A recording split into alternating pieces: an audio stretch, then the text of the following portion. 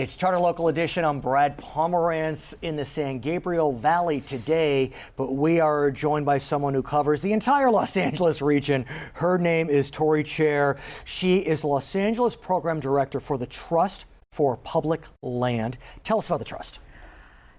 Thanks, Brad. Sure. Yeah, so the Trust for Public Land, we're a national nonprofit. We work in communities around the country protecting land for people. Our goal is to have every urban American within a 10-minute walk of a park. And that can be a challenge in the Los Angeles basin. Yes, is that fair to say? Yes, definitely. And so give us a sense of how much of a challenge it is in the Los Angeles basin. Gosh, well, there's lots of reasons why it's a challenge in the Los Angeles basin. One of the biggest reasons I would say is just that we are so big. Right. There's so much space. There's 88 cities, there's many unincorporated communities, and all of those communities have their own parks facilities. Yeah.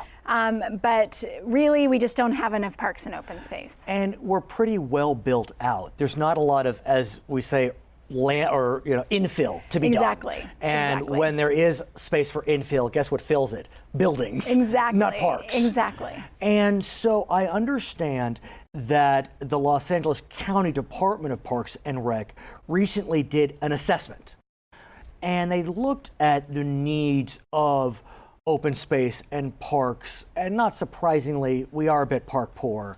But give us a sense of what that study determined. Yeah, so the LA County Department of Parks and Recreation really took, I would say it was comprehensive, it was groundbreaking, it was really a very ambitious assessment they did of parks and recreation in LA County. And what they find? They found that really just about 80% of park facilities are either in fair or poor condition. Oh, so even if you are 10 minutes away. Yes. The park's not in good shape. Exactly. And just over 51% of residents actually can't walk to a park in 10 minutes. That's depressing. Yeah. And it's especially depressing, if I may say, because we live in Los Angeles.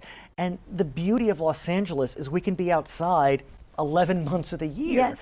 So if we can be outside, I'd like to be able to go to a park, and at least a park that's in better than fair or poor condition. Exactly. So what's the problem?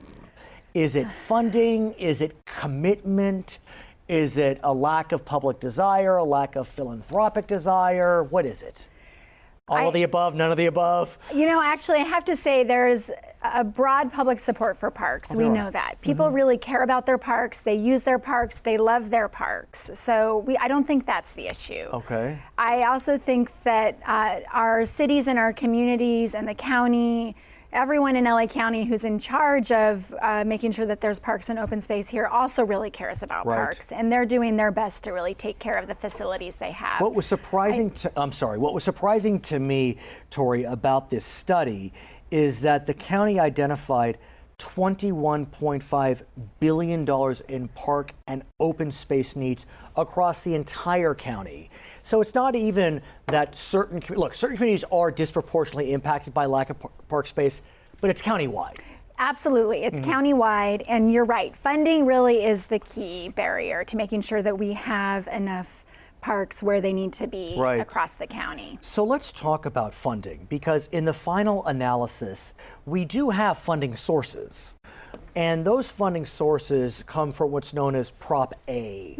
Explain the evolution of Prop A, starting with what happened in 1992. Yes, so back in 1992, for the first time in the history of Los Angeles County, a funding measure was put on the ballot solely for the purpose of supporting parks and open space around the county, and it was passed by voters. And let's remember, that vote needed to be 2/3. And I understand it passed with more than 2/3. Yes. And that's pretty good. If you think back to 1992, it was right after the riots. I mean, these were tough times. The economy was in a tough place. And so the fact that in 92 the voters said yes in such large numbers, like you said, Tori, shows the commitment. Definitely.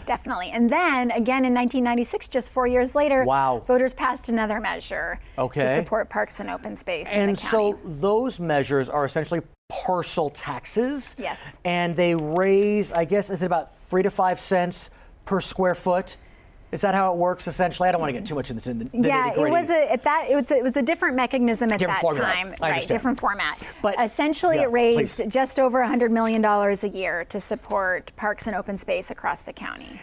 And then what happened in 2014? So, well, in 2014, we knew that one of those, the first Proposition A, was going to expire, Got and it. so there was an opportunity to help pass a renewal for park funding.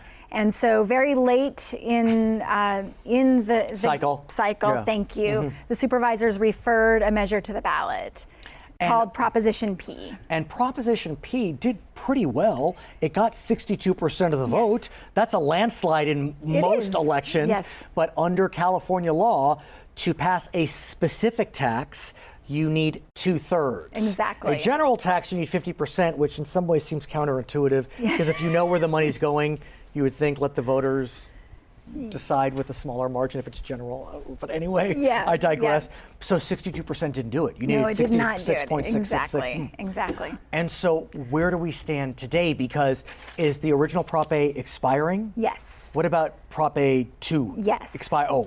So we're at risk of having $100 million for park funding vanish.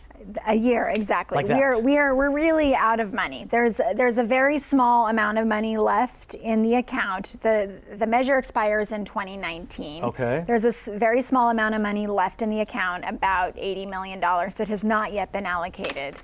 But it's 2016. By the time 2019 comes around, that $80 million Done. is going to be gone. So I know that you and the trust are working to get a measure on the ballot to, it's not technically extending the Prop A's of the 90s, but to get another version of the Prop A's, and it would be on the November ballot, 2016.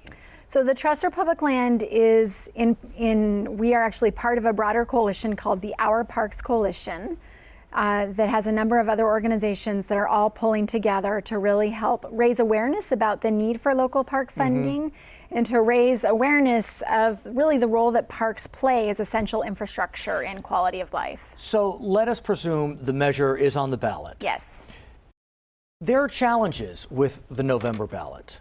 When you look at the November ballot, we're going to have a Prop 30 extension on there. That's going to extend taxes on the wealthy, not the sales tax extension, but on the wealthy.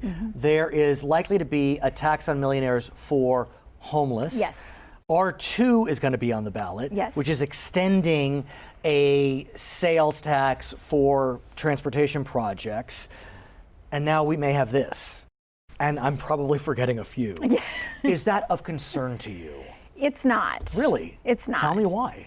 Because, well, the data says it's Then it should pass? Yes, The polling data says it's fine. It's fine, okay. So, I mean, what we know is that voters care about quality of life issues. Right. And there's been extensive polling done of LA County voters, and what they say is that we care about parks, we care about homeless issues, and we care about transportation. And schools, if you're looking at Prop 30? We care about broad Right. quality of life for our region. And the Our Parks Coalition, the Trust for Public Land, all of the organizations that are a part of the Our Parks Coalition believe that we shouldn't have to pick and that we really do need all of these measures And to it would pass. seem to me that what the argument would be, I'm just going to play political consultant for a second, this is not a new tax. It's essentially an extension of an existing tax. Your property taxes should not be impacted. Is that fair? Essentially, yes. That's the problem. I mean, you want to make it simple, and sometimes it can get complicated. It is complicated, Right. and it's probably hard to sum up here, but I would say that for most residents in LA County, they're not going to see a significant increase. So you're feeling good that should it hit the ballot, we're going to see passage? We are optimistic. The polling says yes, that voters support it. Okay, so we'll have to see if it gets on the ballot. I know the LA County supervisors would need to put it on the ballot. We're waiting to Yes. see if they do that. Yes. Come back. I'd love to talk to you about it as we Okay. get closer to the Okay, ballot. thank you. Her name is Tori Kjer. She is the Los Angeles Program Director of the Trust for Public Land. My name is Brad Pomerance. You're watching Charter Local Edition.